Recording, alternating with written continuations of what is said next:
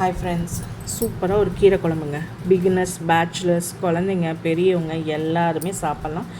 ஈஸியாக செய்யக்கூடிய ஒரு குழம்பு. இதுக்கு நான் துவரம்பருப்பு 1/2 கப் எடுத்துருக்கேன். நீங்கள் பாசிப்பருப்பு வேணுனாலும் எடுத்துக்கலாம், அது உங்கள் இஷ்டம்.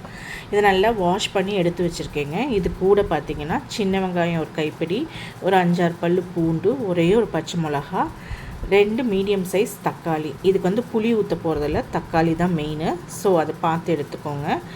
இந்த வெங்காயம், பூண்டு, பச்சை மிளகாய், தக்காளி எல்லாமே இந்த பருப்போடு போட்டு இது கூட மஞ்சத்தூள் ஆட் பண்ணிக்கோங்க. நான் ஒரு 1/2 டீஸ்பூன் ஆட் பண்ணியிருக்கேன். அது கூட தண்ணி தேவையான அளவு, இந்த பருப்பு வேகிற அளவுக்கான தண்ணியை ஊற்றி அதில் பார்த்திங்கன்னா ஆயில், நான் விளக்கெண்ணெய் கொஞ்சோண்டு ஊற்றியிருக்கேன்.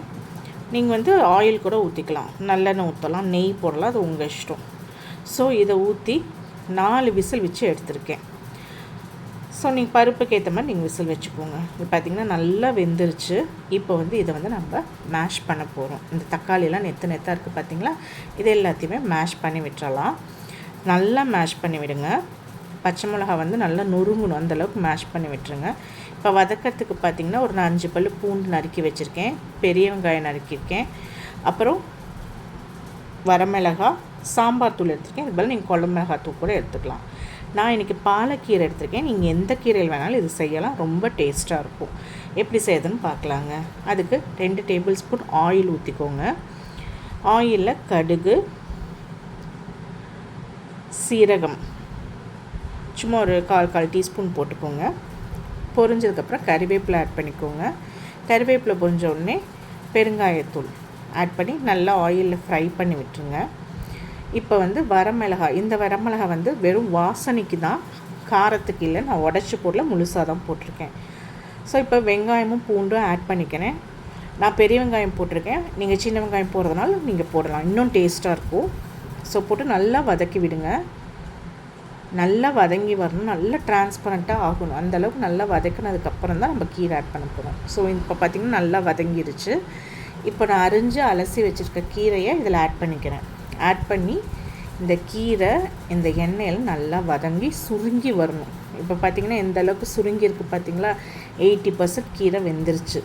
இந்த ஸ்டேஜில் நான் சாம்பார் தூள் ஆட் பண்ணுறேன். நீங்கள் குழம்பு மிளகாய் தூள் கூட ஆட் பண்ணிக்கலாம். ஒரு 1/2 ஸ்பூன் தான், ரொம்ப போடக்கூடாது, இருக்குது காரம். ஸோ ஆட் பண்ணி நல்லா வதக்கி விடுங்க. சாம்பார் தூளும் நல்லா வதங்கினதுக்கப்புறம் நம்ம கரைச்சி வச்சுருக்க பருப்பை ஆட் பண்ண போகிறோம். ஆட் பண்ணிவிட்டு கொஞ்சம் தண்ணி, ஒரு 1/2 டம்ளர் தண்ணி ஆட் பண்ண போகிறோம். ஆட் பண்ணி நல்லா மிக்ஸ் கொடுத்துருங்க. உப்பு போட்டு, நான் இது வரைக்கும் உப்பு போடலைங்க, இப்போ தான் உப்பு போட போகிறேன், பார்த்துக்கோங்க. இது நல்லா மிக்ஸ் பண்ணிவிட்டு அதுக்கப்புறம் உப்பு போடுங்க, இல்லைன்னா அடியில் உட்காந்துரும். ஸோ இந்த ஸ்டேஜில் இந்த குழம்புக்கு தேவையான உப்பு, கல் உப்பு ஆட் பண்ணிட்டேன். நான் ஆட் பண்ணிவிட்டு ஒரு 5 மினிட்ஸ் கொதிக்க விடுங்க.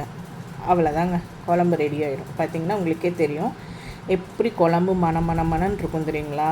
நெய் ஊற்றி சாப்பிட்டிங்கன்னா அப்படியே உள்ளே போய்கிட்டே இருக்கும். கொத்தமல்லி தூவி இறக்குனிங்கன்னா அருமையான கீரை குழம்புங்க. ஈஸியாக செய்யக்கூடிய ஒரு குழம்பு. கீரை இருக்குதுன்னே குழந்தைங்களுக்கு தெரியாதுங்க. நெய் ஊற்றி நல்லா பரட்டி கொடுத்தீங்கன்னு வச்சுக்கோங்களேன், சும்மா சூப்பராக சாப்பிடுவாங்க. எங்கள் வீட்டு குட்டீஸ்க்கெலாம் நான் இப்படி தான் செய்வேன். இந்த மாதிரி வீடியோஸ் பார்க்க என்னோடய சேனலை சப்ஸ்கிரைப் பண்ணிக்கோங்க. தேங்க்யூ.